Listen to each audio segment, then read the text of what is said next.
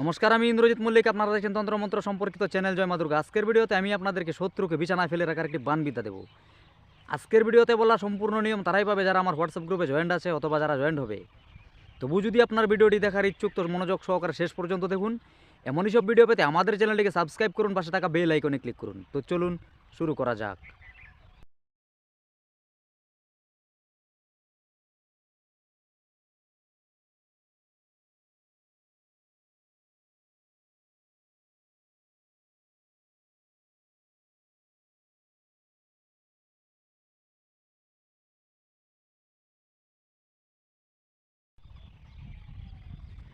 এই বান অ্যাপ্লাই করার জন্য আপনাকে একটি চ্যাং মাছ সংগ্রহ করতে হবে। এটাকে কে কী নামে জানেন আমি জানি না, ছবি দিয়ে দিচ্ছি, দেখে নেবেন। এবার করবেন কি, শনি অথবা মঙ্গলবার দিন সকালবেলা বনি করিয়ে পূর্ব দিকে অথবা উত্তর দিকে যে দোকানে ঝাঁপ খুলে সেই দোকান থেকে 3টি সুই আনবেন। বনির কাস্টমার হয়ে কোনো প্রকার দামাদামি করবেন না। 1 প্যাকেট সিঁদুর আনবেন, অল্প সরষের তেল আনবেন, 1 প্যাকেট ধূপকাঠি আনবেন।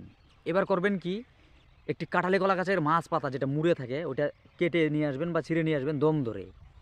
একটি মাটির প্রদীপ সংগ্রহ করবেন, একটি সলিতাবাতি বা কী বলেন এটাকে আপনারা, তুলো যাই বলুন, ওটা সংগ্রহ করে নেবেন।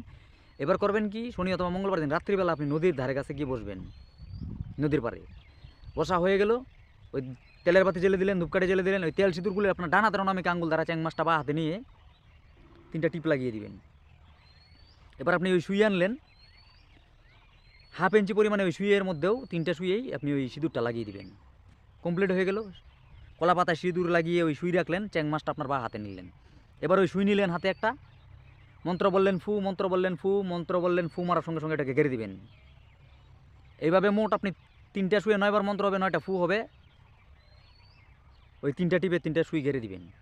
তারপর করবেন কি, আপনি ওটাকে ওই নদীর জলে ছেড়ে দিয়ে চুপচাপ বাড়ি চলে আসবেন। 1 সপ্তাহ অপেক্ষা করবেন, আপনার শত্রু বিছানায় পড়ে যাবে। সম্পূর্ণ নিয়ম দিলাম না বলে লাইক করতে বলবো না, তবু যদি আপনার ভিডিওটি ভালো লাগে একটি লাইক করে যাবেন, কমেন্টে আপনার মতামত জানাতে পারেন। এই তথ্য আপনার আশেপাশে জানানোর জন্য তা শেয়ার করতে পারেন। আমার সঙ্গে যোগাযোগ করতে হলে ডিসক্রিপশনে দেওয়া নাম্বার হোয়াটসঅ্যাপ মেসেজ অথবা ফোন করতে পারেন। দেখা হচ্ছে আগামী পর্বে, ততক্ষণের জন্য ভালো থাকবেন। ধন্যবাদ।